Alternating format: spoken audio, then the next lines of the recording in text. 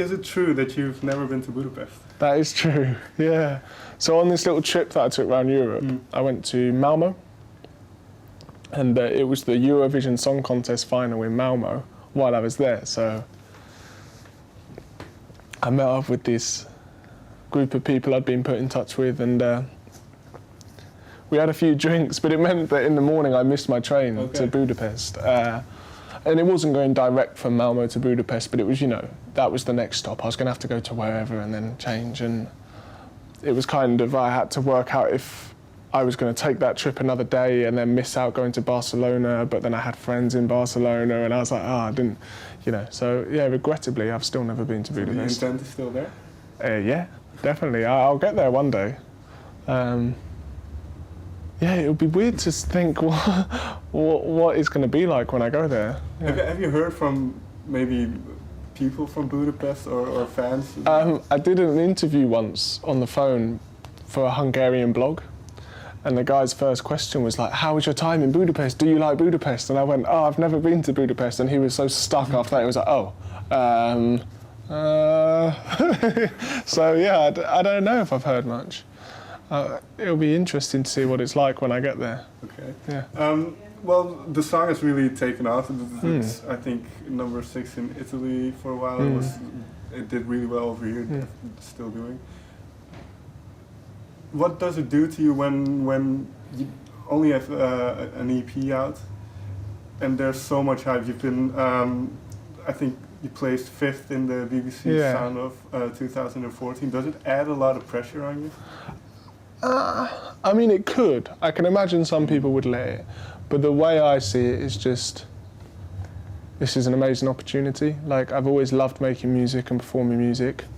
That's what I get to do, Whether it lasts 5 years or 50 years, just enjoy it while it lasts. No, I don't let myself feel pressure. I think some people want you to feel pressure, Some people want to see if they can poke you. But it's like, In what way can you? Well, I think I don't know if it's a very interesting story to hear that someone enjoys what they're doing and that's it. I think some people want to hear that you're like, oh, what's going on? Yeah, no. I can imagine some people do, yeah. But I'm quite lucky that I managed to block it out. This seems a very grounded attitude towards it. Yeah, also, most of the time I spend my time sat in the back of a van driving to the next gig, so I'm blissfully unaware of anything going on. I don't have the internet, when I'm in the van, so it's kind of, well. So it allows you to focus on the music and Game of Thrones. I watch a lot of Game of Thrones, yeah.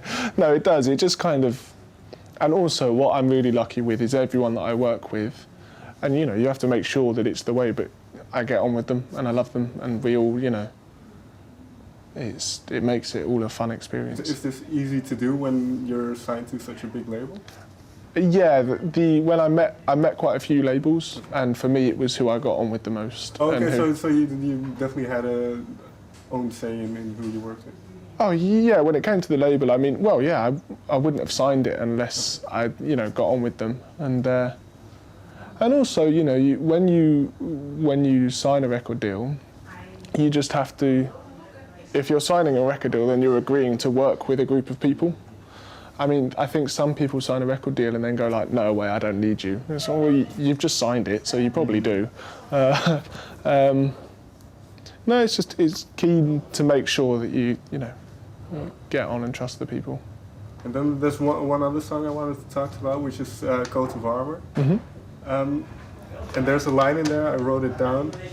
I'm your brother, I'm your cultivar. So again, we kind of talked about not writing about specific people, but was it, did it relate to your sister at all? Yeah, a bit. I think especially, my sister studied in Bristol as well. Okay. And then she finished her degree and moved back to Hertford. And I think it's, in England especially, it's quite a confusing time. If you finish your degree and then it's like, oh God, I've just spent quite a lot of money to get this piece of paper.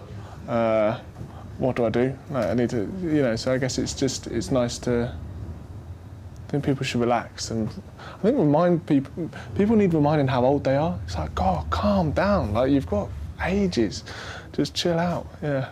So have you talked about this with your sister? Yeah. And what did she think of the song? I think she likes it, or she says she does. Maybe she's just being polite. Yeah. Well, I think she likes it. Okay, that's good. Yeah. Well, earlier this year you played EuroSonic, the EuroSonic Festival. What did it mean to you? So that trip was really cool for me. It was the first time I had been in the van with my tour manager. I used to do all my gigging on trains because it's just me and a guitar. So first time in the van with the tour manager, first time with Action Man, first time playing in Europe. It was my first gigs in Europe.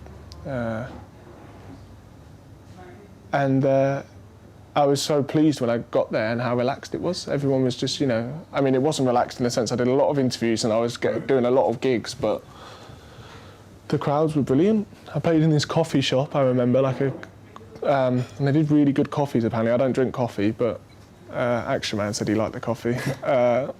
And that was like amazing. Just got up and played this set and everyone was really responsive and yeah. And then what was the venue called? I forget what it was. The Forum, maybe? No, I can't remember, but played a bigger venue and that was brilliant, so yeah. Okay. And well, it's also kind of a showcase festival, so, Yeah. so do you think it had any effect at all? Well, it's maybe too early to say, but... Yeah, I guess over here it must have because, well, I've been invited back. So yeah, yeah, it's interesting to see. It's really interesting actually. My manager was telling me about this website that you can sort of look at how EPs are doing and things like that. And it's really funny that things like that really do make it jump. So yeah, it would have been interesting to see how that would have helped. Yeah. Okay. Well, you mentioned again that now you're touring with a group, but you used to do it just by yourself with the guitar. And you also said you used to play in bands. Do you miss that element of playing? Not of playing. With the band? Yeah, not. I've got a band now. I don't gig with them, but they're sort of practicing. Okay. And I'm really quite nervous because I've done 2 years of just playing by myself. If I want to make an intro longer, I can. If I can, just like that, I can drop verses, add a different verse. It's up to me. But I'm going to have to be tight and I'm going to have to be like, oh yeah, here's the chorus sort of thing. But no, I am excited about doing it with them. What I think I miss is the sort of being in a group. A lot of when you're a solo artist, especially touring when I was doing it on the trains, it's kind of like, oh, that was really funny, wasn't it? Oh, there's no one there. Do you know what I mean? It's like you're on your own a bit. But which is a blessing in the sense that when you're in a band, practicing is really hard because you getting in the same place at the same time is hard. All being comfortable doing the same thing, blah, blah, blah. There's more people you have to bear in mind. And in terms of the music then, because some songs, will they then, because you're playing them by yourself, but the album version or the recorded version is quite different.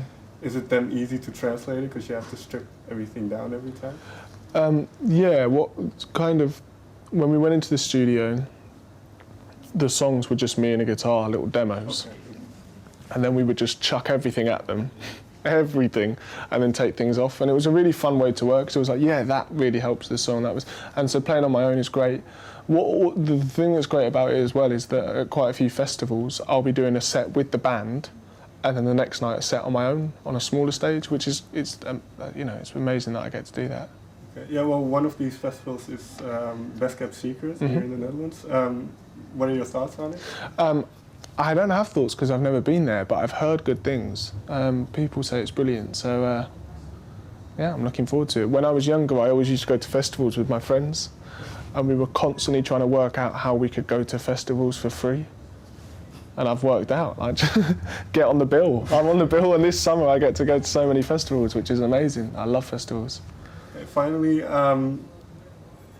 your album is due, I think, anytime soon. Do you have a date set? It's June or July. It's going to be when the sun's up.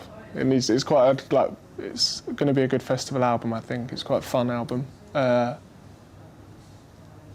don't have a specific date, no. Do you have an album title yet? I have a few ideas. I'm deliberately keeping it a little secret just because things change and I don't want to get like, oh, it's going to be called this, and then change it and then be like, people being, oh, well, that one was better. Do you know what I mean? I don't like, yeah, I'd rather just go out when I know for sure. But as you say, it's going to be, was it inspired by summer, like that kind of mood of a festival? Well, it was kind of, a lot of the songs came from the trip around Europe, like I was saying. So it's not like a concept album, but it does flow. Like it flows. It's quite obvious that it's all come from one place, which is good.